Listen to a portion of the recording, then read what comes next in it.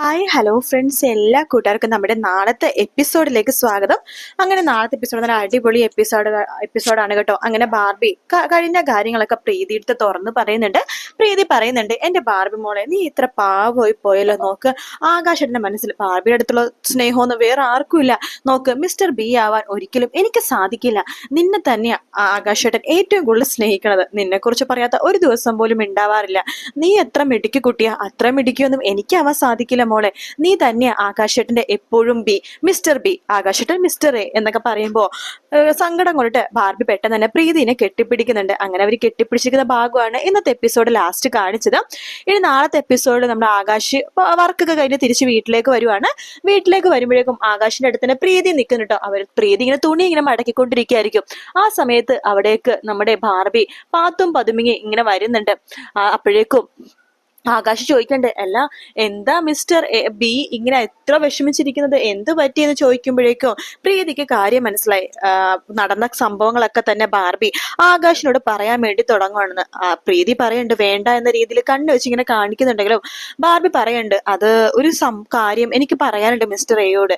എന്താ പറഞ്ഞോ ബാർബി മോളെന്ന് പറയാണ്. അത് ആകാശേട്ടാ, ഞാൻ ശരിക്കും പറഞ്ഞാൽ നിങ്ങളെ രണ്ടുപേരും തെറ്റിക്കാൻ വേണ്ടിയിട്ടാ എല്ലാം ചെയ്തത്. ഇവിടെ നടന്നതിനൊക്കെ എല്ലാത്തിനും കാരണം ഞാനാണ്. മോൾ എന്തൊക്കെയാ പറയണത് എന്ന് ചോദിക്കുമ്പോ ബാർബി പറയുന്നുണ്ട്, അത് വേറൊന്നുമല്ല, ആകാശേട്ടന്റെ മിസ്റ്റർ എയുടെ ഫയലില് മെഴുകുരുക്കി വെച്ചതും ഫോൺ നിലത്തിട്ട് പൊട്ടിച്ചതും അതുപോലെ തന്നെ കബോർഡിൽ കയറി വാതിൽ ഡോർ അടച്ചതൊക്കെ ഞാൻ തന്നെയാണ്. പിന്നെ കൈ പ്ലാസ്റ്റർ വെറുതെ പ്ലാസ്റ്റിക് ഒട്ടിച്ചിട്ട് പ്രീതി ആന്റി എന്നെ ഉപദ്രവിച്ചെന്നൊക്കെ പറഞ്ഞ് ഉണ്ടാക്കിയത് ഞാനാണ്. പ്രീതി ആന്റി എന്നെ ഒന്നും ചെയ്തില്ലായിരുന്നു എന്നൊക്കെ പറഞ്ഞിട്ട് പൊട്ടിക്കരയാണ് ബാർബി. അത് കേൾക്കുമ്പോഴേക്കും പ്രീതി ഇങ്ങനെ ആകാശം നോക്കിയിട്ട് ഒന്നും പറയണ്ട എന്ന രീതിയിൽ കണ്ണു വെച്ചിങ്ങനെ കാണിക്കണം. പെട്ടെന്ന് തന്നെ ആകാശം പറഞ്ഞ, അയ്യേ ബാർബി ഇത്ര പാവമാണോ, ഇതൊക്കെ ബാർബിയുടെ കുസൃതിയായിട്ടല്ലേ ഞാൻ കാണുള്ളൂ. നോക്ക്, നിന്റെ എന്നും മിസ്റ്റർ എ ഞാൻ തന്നെയാണ്, എന്റെ മിസ്റ്റർ ബി നീ തന്നെയാണ്, വേറെ ആരൊക്കെ വന്നാലും ആ സ്ഥാനം പോകില്ല എന്നൊക്കെ പറയണം. അത് കേൾക്കുമ്പോ നമ്മുടെ ബാർബിക്ക് ഭയങ്കര സന്തോഷമാവുന്നു കേട്ടോ. അങ്ങനെ അവര് മൂന്ന് പേരിങ്ങനെ കെട്ടിപ്പിടിച്ച് നിൽക്കുകയാണ്. അങ്ങനെ അവർ ഭയങ്കര കൂട്ടൊക്കെ ആയിട്ടോ. അപ്പൊ ബാർബി പോകാനുള്ള പുറപ്പാടിലൊക്കെ കാര്യങ്ങളൊക്കെ പോയിക്കൊണ്ടിരിക്കുകയാണ്. അതേസമയം റൂമിലേക്ക് വരുമ്പോഴേക്കും കുളിമുറിയിൽ ഒരു ശബ്ദം കേൾക്കുക കേട്ടോ. അശ്വിന്റെ അതേ ആ ഒരു സോപ്പിന്റെയും ഷാമ്പൂന്റെയും ആ ഒരു സ്മെല്ലൊക്കെ ശ്രുതിക്ക് ചെറിയൊരു സന്തോഷമൊക്കെ തോന്നുവാണ്. കാരണം അശ്വിന്റെ ആ ഒരു പ്രസൻസ് അങ്ങനെ തോന്നുവാണ് ശ്രുതിക്ക്. അപ്പൊ ശ്രുതി ഇങ്ങനെ ബാത്റൂമിലേക്ക് നോക്കുമ്പോഴത്തേ, ആരാ ഈ ബാത്റൂമിൽ കയറി കുളിക്കുന്നത്, ഇനി അശ്വിൻ സാർ എങ്ങാനും ആയിരിക്കോ, അശ്വിൻ സാർ വന്ന് കാണോ, അശ്വിൻ സാർ വന്നെങ്കിൽ ഇപ്പൊ അഞ്ജലി ചേച്ചി പറയേണ്ടതായിരുന്നില്ലേ, ഇല്ല പിന്നെ ഇത് ആരാ എന്നൊക്കെ ഇങ്ങനെ ആലോചിച്ചുകൊണ്ടിരിക്കുന്നത് ശ്യാം കുളി കഴിഞ്ഞ് തോർത്തൊക്കെ ഇങ്ങനെ ഉടുത്തിട്ട് മുടിയൊക്കെ ഇങ്ങനെ നനച്ചിട്ട് ഇങ്ങനെ വരുവാ കേട്ടോ. അത് കാണുമ്പോഴേക്കും ശ്രുതിക്ക് ദേഷ്യം വരുന്നുണ്ട്. നിങ്ങൾ എന്തിനാ എന്റെ റൂമിൽ കയറിയതെന്ന് ചോദിക്കുകയാണ്. ശ്രുതി, ഞാൻ ഈ വീട്ടിലെ മെമ്പർ അല്ലേ, എനിക്ക് ഇവിടുത്തെ ഏത് റൂമിലും കയറാണ്ട് അനുവാദം വേണോ, ഇത് എന്റെ അശ്വിൻ സാറിന്റെ റൂമാണ്, ഈ റൂമിൽ വേറെ ആരും കയറണ്ട. ശ്രുതി, അവിടുത്തെ പൈപ്പിലെ വെള്ളം ശരിക്കും വരുന്നില്ല, അപ്പൊ ഇവിടെ ഒന്ന് കുളിക്കാന്നൊക്കെ വിചാരിച്ചു ഞാൻ വന്നതാ. വേണ്ട, ഇവിടുത്തെ നിങ്ങൾ ഒന്നും യൂസ് ചെയ്യണ്ട, എനിക്കത് ഇഷ്ടമല്ല. എന്താ ശ്രുതി നീ ഇങ്ങനെ, നിങ്ങളൊന്ന് പൊയ്ക്കേ, നിങ്ങളുടെ നിൽക്കണത് എനിക്ക് ഇഷ്ടമല്ല, പോ എന്ന് പറയാണ് ശ്രുതി. നീ ഇങ്ങനെ ബഹളം ഉണ്ടാക്കില്ലേ, ഞാൻ പൊയ്ക്കോളാം എന്ന് ശ്യാം പറയുന്നുണ്ട്. അങ്ങനെ ശ്രുതിയുടെ കയ്യിലേക്ക് ശ്യാം കയറി പിടിക്കാൻ വേണ്ടി നോക്കുന്നുണ്ട്. ശ്രുതി ഇങ്ങനെ മാറ്റാൻ പോകുമ്പോഴേക്കും ശ്യാം ഒന്നും കൂടി അടുത്ത് ശ്രുതിനെ പിടിക്കാൻ വേണ്ടി നോക്കാണ്. കാരണം അശ്വിൻ ഇല്ലാത്ത ആ സമയം മുതലെടുക്കാൻ വേണ്ടി നോക്കാണ് ശ്യാം. അതേസമയം ശ്രുതിയാണെന്നുണ്ടെങ്കിൽ സ്റ്റെപ്പ് ഇറങ്ങി വരുന്ന സമയത്ത് വീഴാൻ പോകുന്നൊരു സീൻ കാണിച്ചില്ലേ, ആ സീനിൽ ശ്യാം ഇങ്ങനെ കയറി പിടിക്കുന്നുണ്ട്. പിടിക്കാൻ മാത്രമല്ല, ശ്യാം ഒന്നുകൂടി ശ്രുതിനെ ചേർത്ത് പിടിക്കാൻ വേണ്ടി നോക്കുന്നുണ്ട്. അപ്പൊ മറ്റുള്ളവർ നോക്കുമ്പോഴെന്താണ്, ശ്രുതി വീഴാൻ പോയപ്പോ ശ്യാം ഇങ്ങനെ പിടിച്ചു, ശ്യാം ഭയങ്കര ഹീറോ ആയി എന്ന രീതിയിലാണ് മറ്റുള്ളവർ ആ ഒരു സീനിനെ കാണുന്നത്. പക്ഷെ ശ്രുതിക്ക് മനസ്സിലായി ഇയാൾ അവസരം മുതലെടുക്കുകയാണെന്ന് ശ്രുതിക്ക് അറിയാം. ശ്യാമും അങ്ങനെ തന്നെയാണ്. അശ്വിൻ എന്തായാലും അവിടെ നിന്ന് വരണമെന്നുണ്ടെങ്കിൽ താൻ വിചാരിക്കണം, അതിനുള്ളിൽ ശ്രുതിനെ എങ്ങനെയെങ്കിലും സ്വന്തമാക്കണം, അത് മാത്രമാണ് ശ്യാമിന്റെ വിചാരം കേട്ടോ.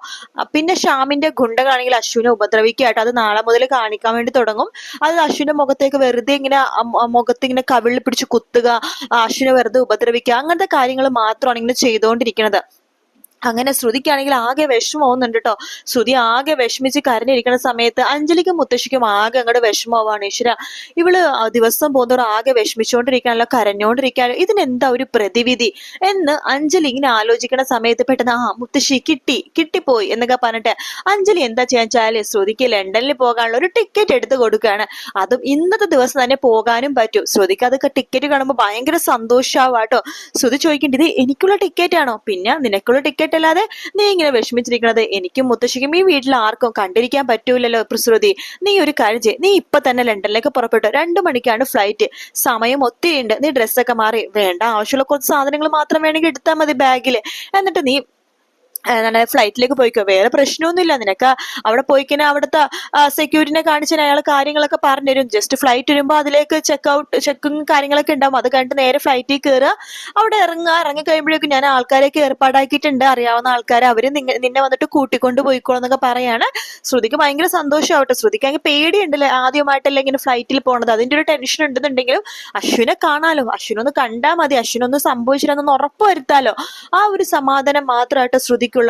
അങ്ങനെ ലണ്ടനിലേക്ക് ശ്രുതി പോകാന്ന് അറിയുമ്പോഴേക്കും ഷ്യാമിനാണെങ്കിൽ ആകെ വെപ്രാളം തോന്നുവാ. ടീച്ചറെ ഇവള് ലണ്ടനിൽ പോയിക്കുന്ന എല്ലാം പൊളിയോലോ, താനാണ് അശ്വിനെ ഒളിപ്പിച്ചെന്നുള്ള സത്യം. അശ്വിൻ ലണ്ടനിൽ ഇല്ലെന്നും അശ്വിൻ അതായത് ആരൊക്കെ തട്ടിക്കൊണ്ടുപോയി, അല്ലെങ്കിൽ അശ്വിനെ അപകടം പറ്റിയെന്നൊക്കെ ആൾക്ക് വീട്ടുകാർക്ക് മനസ്സിലാവല്ലോ. അതിനുവേണ്ടി ഷ്യാം പഠിച്ച പണി 18 നോക്കോട്ടോ ശ്രുതിയുടെ ഈ ഒരു ലണ്ടൻ യാത്ര മുടക്കാൻ വേണ്ടിട്ട്. പക്ഷെ മുടക്കാൻ വേണ്ടി പറ്റില്ല, കാരണം അഞ്ജലി എല്ലാം കറക്റ്റ് ആക്കി വെച്ചിട്ടുണ്ട്.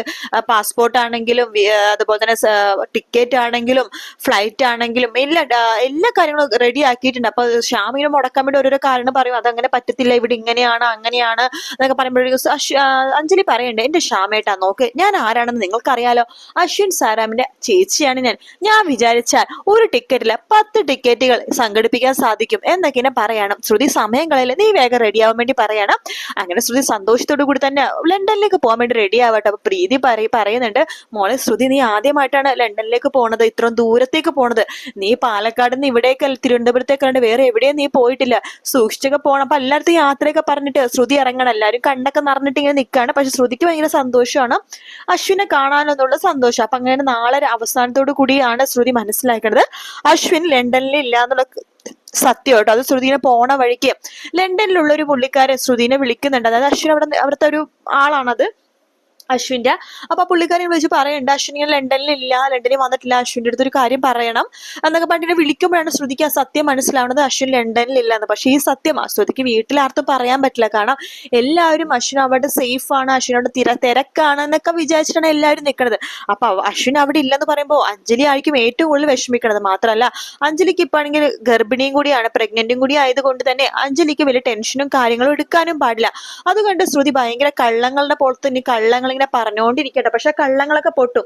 ആദ്യം കണ്ടുപിടിക്കുന്ന കള്ളത്തരം കണ്ടുപിടിക്കുന്ന നമ്മുടെ മനോരമയാണ്, ശേഷം മുത്തശ്ശി കണ്ടുപിടിക്കും, പിന്നെ ഓരോരുത്തരും എഴുതിയിട്ട് സത്യങ്ങളൊക്കെ മനസ്സിലാക്കും. അപ്പൊ ഈ ഭാഗങ്ങളൊക്കെ തന്നെയാണ് നമ്മൾ നാളെ കാണാൻ പോണേ കേട്ടോ. വീഡിയോ ഇഷ്ടപ്പെടുകയാണെങ്കിൽ ലൈക്ക് ചെയ്യാനും അതുപോലെ തന്നെ സബ്സ്ക്രൈബ് ചെയ്യാനും കമന്റ് ചെയ്യാനും മറക്കല്ലേ.